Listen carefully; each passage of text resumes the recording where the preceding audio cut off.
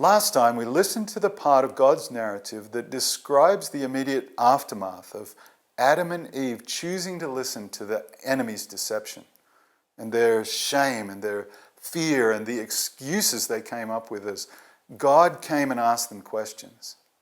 And then the curse and the promise, the small light of hope in the gathering dark, of one who would come and break the enemy's temporary hold. We'll remember how after having lost their purity and innocence and becoming ashamed of their nakedness, they stitched some clothes together from leaves. God's story draws attention to this matter again by recording, this is in Genesis chapter 3, verse 21, that God covered them with animal skins he had made for them. Once again, we see how this seemingly simple narrative is embedded with the things God wants to draw our attention to about himself, and how everything else, including us, stands in relation to him.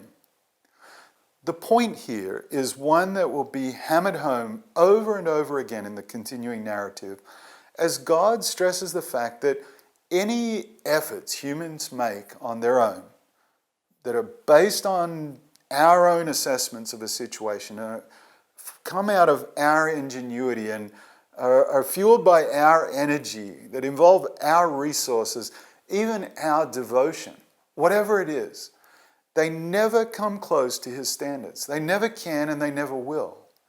It doesn't even make it onto the radar in terms of satisfying him. It's significant that it was the skins of animals that God says he used. This is the first record of animal death in the narrative.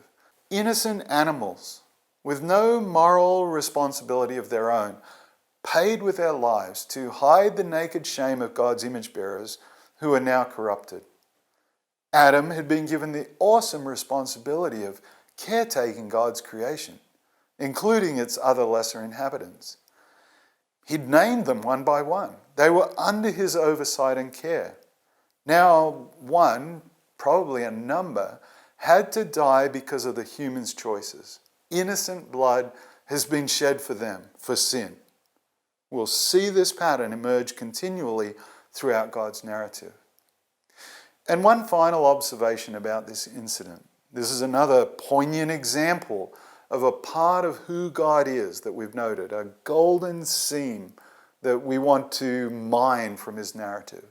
This thing that in our limited linguistic choices we call grace, rather than walking away in disgust from these whining, ungrateful, pathetic semblances of himself, instead he reaches out and replaces their pitiful attempts to cover their shame with something that he says is right.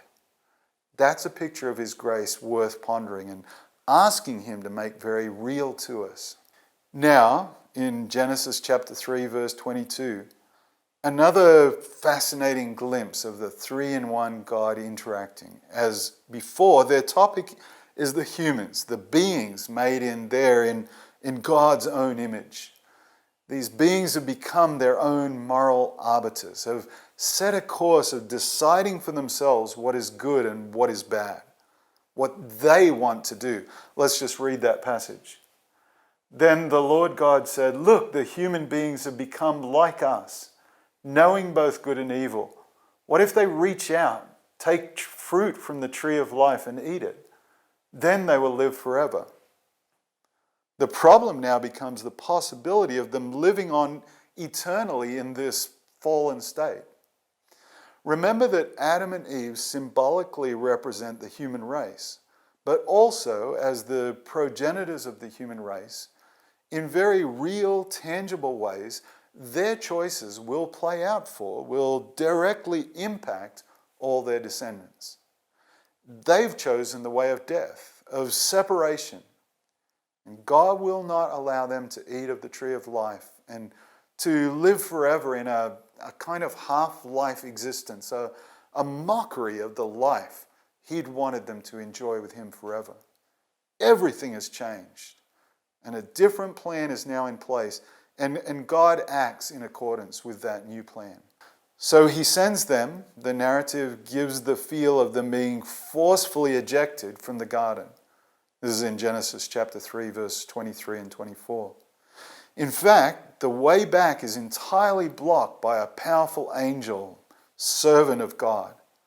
There will be no return to the perfect environment he'd prepared for them, this home for them to live in, and this base from which to carry out their work, and a context in which he could interact with them and they could learn from him. Now life will be tougher and harsher. Any joy will be hard won.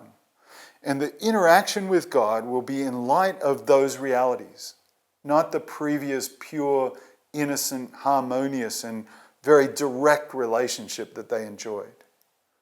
So with death in their bodies and evil in their hearts, God cannot allow them back to the garden, to the tree of life, nor to the easy access they've had to him there. Another footing will have to be established. And as we've already seen, it will have to be one of his design, his doing, from his grace, if there's to be any hope at all.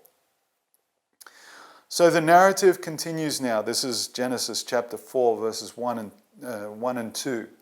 With their lives outside the garden, Eve becomes pregnant and gives birth to a son, Cain, then another, Abel. Although sin and death are an ever-present feature of this new existence, God allows them the opportunity to bring more life into it. He's the life giver. Life, even our lives under the curse, is a great gift from God, isn't it? Many other parts of the narrative will reinforce this.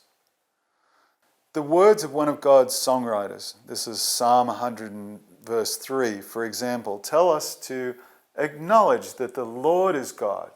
He made us and we are his. We are his people, the sheep of his pasture. And centuries later, one of his chosen mouthpieces, this is Paul the Apostle, would state that he himself gives life and breath to everything, and he satisfies every need. That's in Acts 17:25. It's a hugely significant point because our lives, every life, comes from God.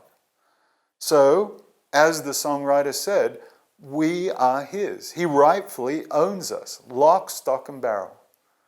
The response, though, of humans to his authentic claim on their lives will consistently be part, often a very sad part, of what he chooses to make a part of his story. Something important to note is that these new human offspring have come into the world outside the garden and all it represents. They never experienced the life God intended them to have in the place he'd prepared for their parents and for them.